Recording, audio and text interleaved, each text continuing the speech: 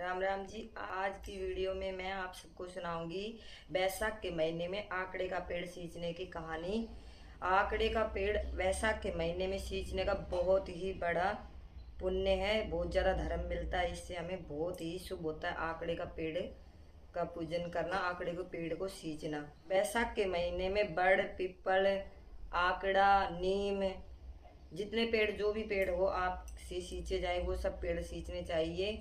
तो उनमें से सबसे खास पीपल भी होता है और आकड़े का पेड़ भी होता है। आकड़े का पेड़ को सींचने का बहुत ज़्यादा पुण्य मिलता है। तो आकड़े के पेड़ की जो मैं आपको कहानी सुनाऊंगी ये आप रविवार को भी सुन सकते हैं। आकड़े के पेड़ की रविवार के दिन भी पूजा करनी चाहिए और आकड़े के पेड़ की आपको कहानी सुननी चाहिए। बैसाख के महीने में आकड़े का पेड़ सींचने से आपके जीवन में चल रहे सारे दुख, सारी तकलीफें खत्म हो जाती है। इसलिए आकड़े का पेड़ आप जरूर जरूर सींचे और ये कहानी आप सुन सकते हैं। रविवार को, रविवार का व्रत करें, आकड़े के पेड़ की ये कहानी आप सुन सकते हो आकड़े के नीचे बैठ के, और रविवार की और सूर्य भगवान की पूजा करते टाइम भी आप ये कहानी सुन सकते हैं। तो आइए चलते हैं इस कहानी की ओर। एक राजा था, उसकी दो रानियां थी। तो राजा ने एक को सुहाग दे रखा था और एक को दुहाग दे रखा था। एक तो महलों में रानी बन के सब पर हुक्म चलाती थी और दूसरी बेचारी छुप छुपा कर नौकरानियों की तरह काम करके बड़ी मुश्किल से खाना खाने को मिलता था।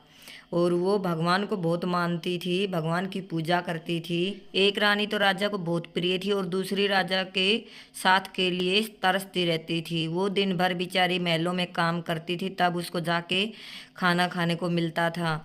दिन भर काम करने के बाद मुझे जब टाइम मिलता उस टाइम में वो छुप के जाती और महल के बाहर जाके आकड़े का पेड़, खेरड़ी का पेड़, खेलड़ी का पेड़ ये सब सींचती थी। आकड़े के पेड़ के नीचे अच्छे से जगह को साफ करके उसके नीचे पानी की एक तलाई बना के रखी, उसमें ले जाके पानी भर देती। एक पानी का मटका भर के आकड़े के छाया में, खेरड़े की छाया के नीचे रख देती और दो रोटियों में घी लगा के चुपड़ के ले जाती, वो भी वही रख के आ जाती और आकड़े को डेली नियम से सींच के आती थी। पूरे बैसाख के महीने में आकड़े के पेड़ को सींचते टाइम रानी यही बोलती है, सूर्य नारायण भगवान, विष्णु भगवान, मैं आपका अगर सच्चे मन से पूजा कर रही हूँ और सच्चे मन से आकड़े का पेड़ सींच रही हूँ तो मेरी दासी के काम से पीछा छुड़वा दो, मुझे मेरे पति का साथ दिलवा दो, नौकरानी का काम छुड़वा दो, मुझे घर में आदर सम्मान दिलवा दो।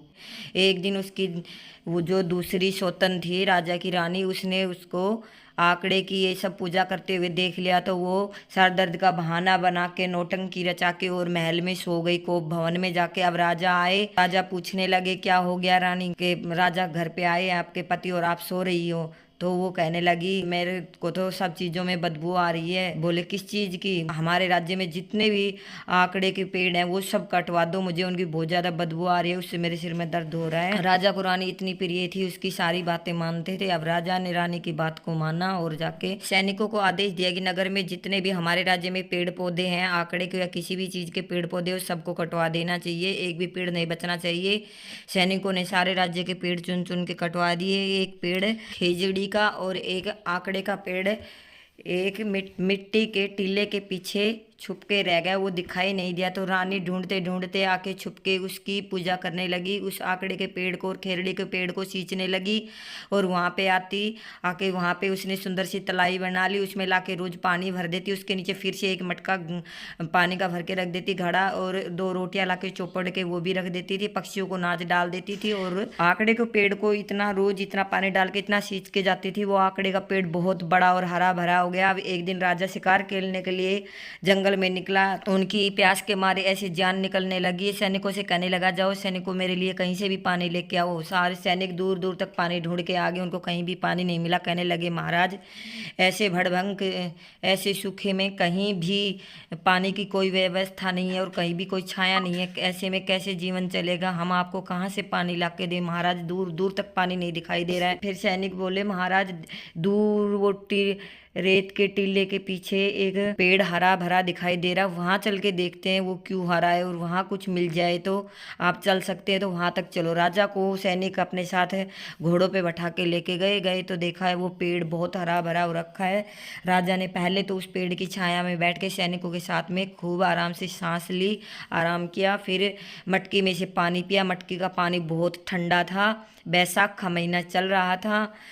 तो राजा को बहुत ही ज़्यादा पानी पीने से सबकी प्यास बुझ गई और बहुत सुकून मिला। और जो रोटियां पड़ी थी, 2 रोटी रखी थी आकड़े के पेड़ के नीचे, वो सब ने मिलके खा ली। उन रोटियों से इतनी बरकत हुई कि सबका पेट भर गया।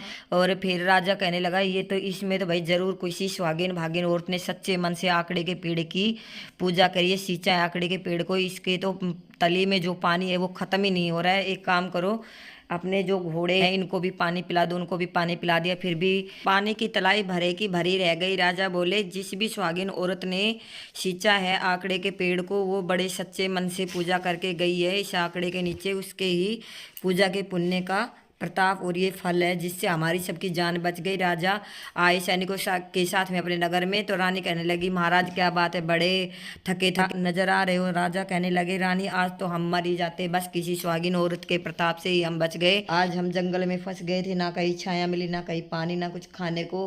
गर्मी के मारे हमारी जान निकल रही थी। फिर एक आकड़ी का पेड़ मिला हरा भरा, उसके नीचे हमें पानी मिला और वहीं पे 2 रोटियां मिली, उससे हमारा सबका पेट भर गया, प्यास बुझ गई।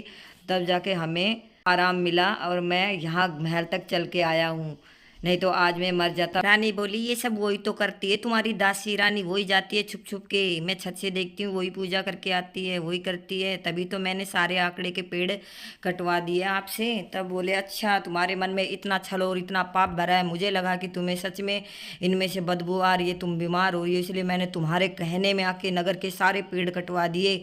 आज तुम्हारी वजह से इतनी तकलीफ मुझे उठानी पड़ी। जिस रानी को मैंने दुआग दे रखा है, आज उसी की पूजा और उसी के फल से आज मैं बच पाया हूँ। और तुझे मैंने अपने बराबर बैठा के रखा, अब तो मैं तुझे घर से निकाल दूंगा, तुझे सजा दूंगा।